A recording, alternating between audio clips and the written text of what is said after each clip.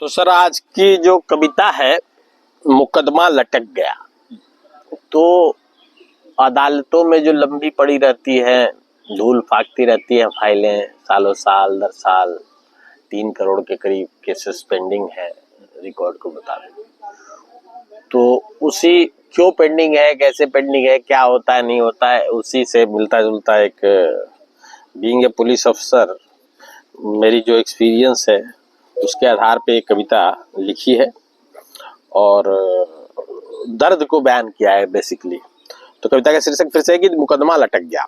तो कहते हैं कि मेरा कातिल ही चश्मदीद बन गवाही देता गया, मेरा कातिल ही चश्मदीद मतलब आई विटनेस बन गवाही देता गया और कुछ इस कदर कत्ल का मुकदमा मेरा लंबा लटक गया। वाह बढ़िया। कुछ इस कदर कत्ल का मुकदमा मेरा लंबा लटक गया था, तफ्तीश का जिम्मा जिनके ऊपर वो पहले से लदा दिखा। अब पुलिस वाले के ऊपर काम का इतना ज्यादा बोझ है कि भाई इन्वेस्टिगेशन पे बहुत ज्यादा फोकस नहीं कर पाते हैं, टाइम नहीं दे पाते हैं।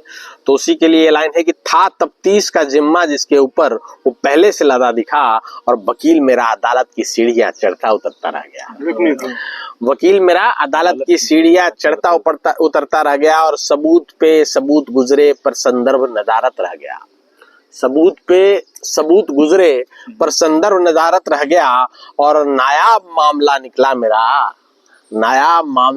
मेरा, मेरे कत्ल के लिए मैं ही था धरा गया। मेरे कत्ल के लिए मैं ही था धरा गया और चले कैसे मुकदमा इसी बात पे सालों साल बहस चली। चले कैसे मुकदमा इसी बात पे सालों साल बहस चली, आखिर में मेरे नाम का ही खुला वारंट निकाला गया।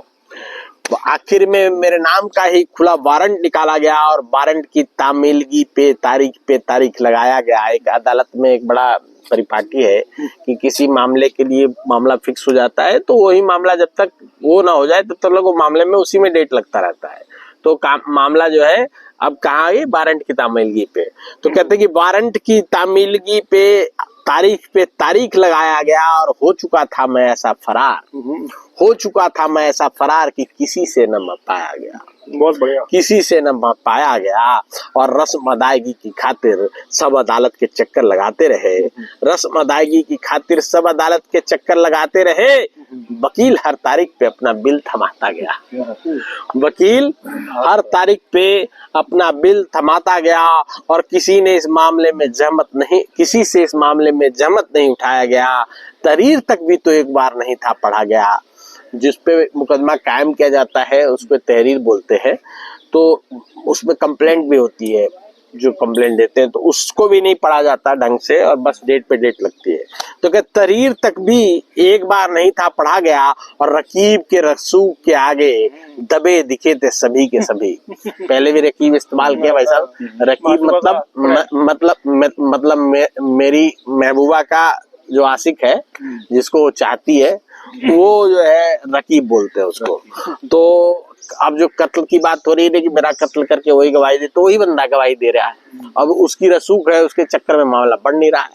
तो कहते हैं कि रकीब के रसूख के आगे दबे दिखे थे ये सभी के सभी। रकीब के रसूख के आगे दबे दिखे थे सभी के सभी और इकलौती रंजिश को बड़े तरीके से था दबाया गया और मरने वाला मर गया। जीते से रंजिश किसी से न लिया गया और असंख्य गुमनाम फाइलों में मुझे भी शुमार किया गया।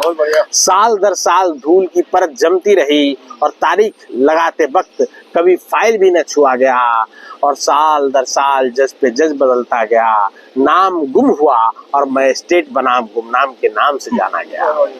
यूं सालों साल लंबित फाइलों के दर्द से था मैं रूबरू हुआ और सिलसिलेवार 6 महीने में नोटिस बोर्ड पे टांगा गया और मुकदमे को समझाने गाहे बगाहे तफ्तीशी था बुलाया गया। मुकदमे को समझाने गाहे बगाहे तफ्तीशी था बुलाया गया और पहला दूसरे को और दूसरा पहले को मुख्य तफ्तीशी बता के गया। और जज ने जब कभी दोनों को बुला के मुकदमा समझा तो तबादला हो गया जज का और मामला फिर वहीं का वहीं पहुंच गया। मामला फिर वहीं का वहीं पहुंच गया। और आखिरी 4 लाइनें दोस्तों जिसमें कि दर्द छाटती है। कहते हैं कि धूल इतनी पड़ी थी कि अब तो झांका भी न गया। अब वो फाइल हूँ मैं जिसमें कि मेरी आंखें हैं, अब उस पे आंखों पे भी धूल पड़ गई, ठीक है। और वो फाइलों के साथ रह के मैंने और पुरानी जो फाइलें हैं उनसे उनके दर्द को जाना। तो कहते कि धूल इतनी पड़ गई कि अब तो झांका भी न गया, और इंसाफ की उम्मीद पहले सिसक रही थी, अब तो मर ही गया, अब तो मर ही गया।